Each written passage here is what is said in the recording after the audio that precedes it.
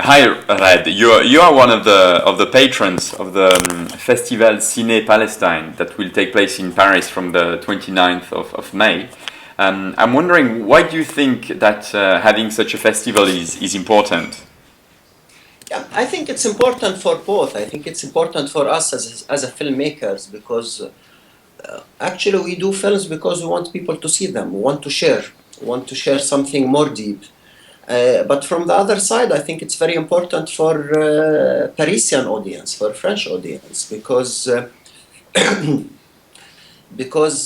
maybe they know Palestine comparing to other, like comparing to the United States or America, etc. I think European French, they know Palestine, but I'm not sure that they know Palestinians because Palestine is a hot topic. Everyone know about political situation, about the ground situation, but I don't think they know enough the Palestinians. And cinema is about sharing. I think we share something very intimate with audience, with people, and that's why I think it will be a very good experience. I think for French audience, for Parisian to meet real Palestinians in a way, to meet the depth of how Palestinians express themselves as a human being. And I think this is the most important in the festival. This is a very unique opportunity, absolutely. And do you think we can actually talk politics via culture? I think culture is in front of politics always. And if you want to talk about Palestine as example, it's very clear that since 50, 60 years in the political, from the political side, it's a failure all the time. Like we have no victory. But if you talk to the cultural scene, many things happening, many things going in advance, many things developing, a new way of expression, new tools, all kind of art is developing. So I think what the political didn't manage to achieve, the let's say the cultural activist and artist already achieved. Like if you want to build a kind of Palestinian state in cinema now, I think you can. And it's not limited to a piece of land, because if you look to the Palestinian filmmakers, they are the real Palestine for me.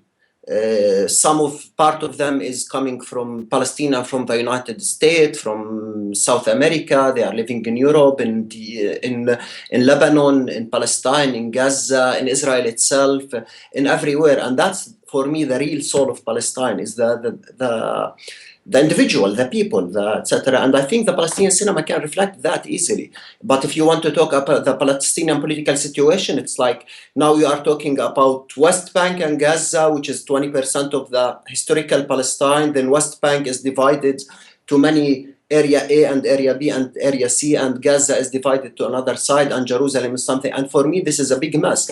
But the real soul of Palestine is what you can see in films, because this is the true Palestinian. This is the real Palestine for me. This is the real identity, I think, for Palestinians.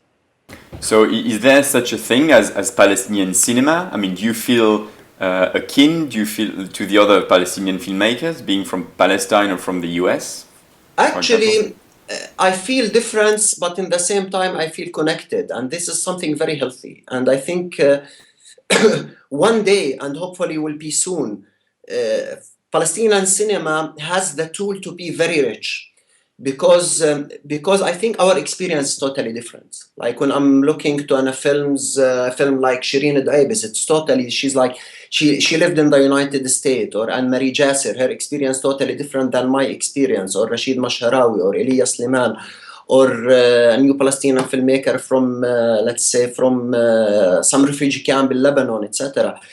Because cinema is a personal reflection, actually. It's about your own experience. So when I'm looking for all these experiences, it's totally different. Sometimes I'm watching film, I can't find the connection in a direct way. But in general, when you are looking to all this puzzle, it's just wonderful. And I think it has a great opportunity because it has a lot of diversity.